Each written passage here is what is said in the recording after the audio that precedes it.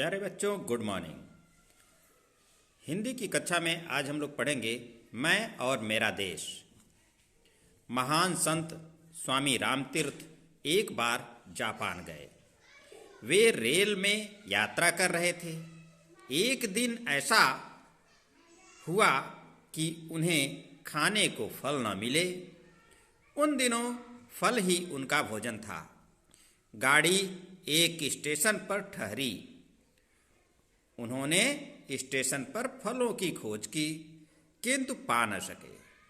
उनके मुंह से अचानक निकला, जापान में शायद फल नहीं मिलते। एक जापानी युवक प्लेटफार्म पर खड़ा था।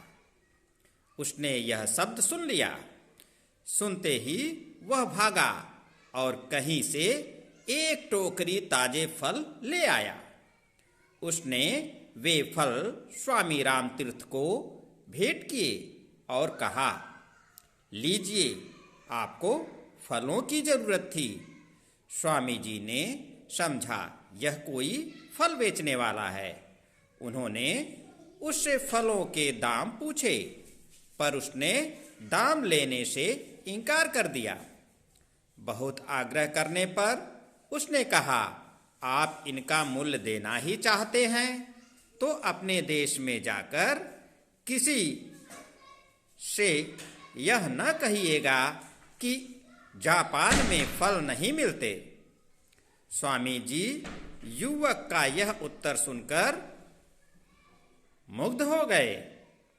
उस युवक ने अपने इस कार्य से अपने देश का गौरव न जाने कितना बढ़ा दिया। इस गौरव की ऊंचाई का अनुमान दूसरी घटना सुनकर ही पूरी तरह लगाया जा सकता है। किसी देश का एक युवक जापान में शिक्षा लेने आया। एक दिन वह सरकारी पुस्तकालय से कोई पुस्तक पढ़ने के लिए लाया। इस पुस्तक में कुछ दुर्लभ चित्र थे।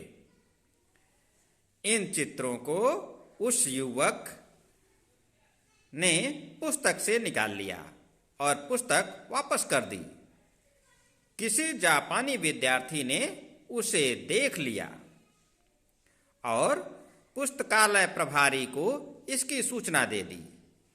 पुलिस ने तलाशी लेकर वे चित्र उस विद्यार्थी के कमरे से बरामद किए और उस विद्यार्थी को जापान से निकाल दिया गया। अपराधी को दंड मिलना ही चाहिए, पर मामला यहीं नहीं रुका और उस पुस्तकालय के बाहर बोर्ड लिख दिया गया कि पुस्तकालय में इस विद्यार्थी का प्रवेश तो वर्जित है ही, उसके देश के निवासियों का भी प्रवेश वर्जित है। जहां एक युवक ने अपने काम से अपने देश का सिर ऊंचा किया था, वहीं दूसरे युवक ने अपने काम से अपने देश के मस्तक पर कलंक का ऐसा टीका लगाया जो न जाने कितने वर्षों तक संसार की आंखों में उसे लांछित करता रहा। जब हम कोई हीन या बुरा काम करते हैं तो हमारे माथे पर ही कलंक का टीका नहीं लगता, बल्कि देश का भी सिर नीचा होता है और उसकी प्रतिष्ठा गिरती है। जब हम कोई श्रेष्ठ कार्य करते हैं तो उससे हमारा ही सिर नहीं ऊंचा होता, बल्कि देश का भी सिर ऊंचा होता है और उसका गौरव बढ़ता है।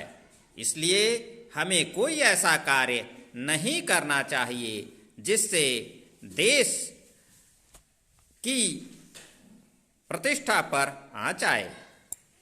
क्या आप चलती रेलों में, मुसाफिर खानों में, क्लबों में, चौपालों पर और मोटर बसों में कभी ऐसी चर्चा करते हैं कि हमारे देश में यह नहीं हो रहा है, वह नहीं हो रहा है और यह गड़बड़ है, यह परेशानी है। साथ ही क्या आप अपने देश की तुलना किसी अन्य देश के साथ करते हैं कि कौन सा देश श्रेष्ठ है और कौन सा देश हीन है? यदि हां, तो आपको चिंता होगी कि देश की प्रतिष्ठा को बनाए रखने के लिए हमें क्या करना चाहिए। क्या आप कभी केला खाकर छिलका रास्ते में फेंकते हैं? अपने घर का कूड़ा बाहर फेंकते हैं? अपशब्दों का प्रयोग करते हैं?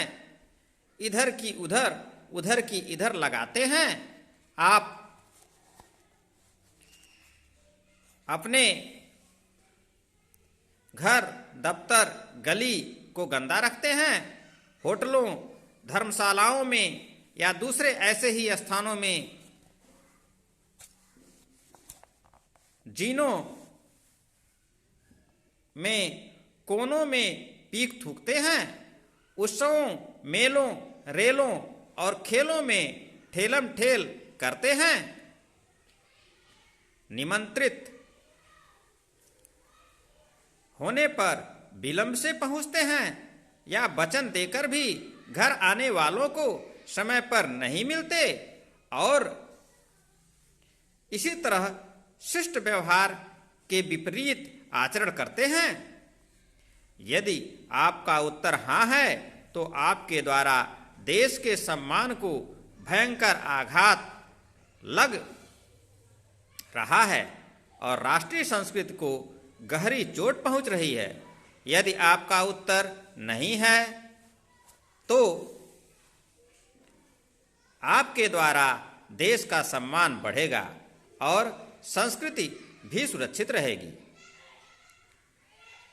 तो आप सभी ने देखा कि एक जापानी युवक ने अपने देश के मान सम्मान के लिए एक संत द्वारा कहे गए वचन को पूरा करने के लिए तुरंत एक टोकरी फल ले आया।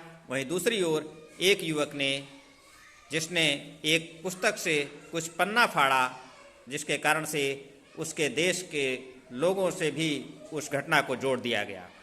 यह कहानी कन्हैयालाल मिश्र प्रभाकर जी ने लिखी है, जो बहुत ही अच्छी कहानी है और हम सभी को इस कहानी से यह सीख लेनी चाहिए कि हम सभी कोई भी ऐसा कार्य नहीं करेंगे जिससे हमारे देश का मान सम्मान नीचा हो। हमारे साथ ही साथ हमारे देश का भी मान सम्मान जुड़ा होता है, इसलिए हमें सदैव ही अच्छे काम करना चाहिए, अच्छी बातें करनी चाहिए।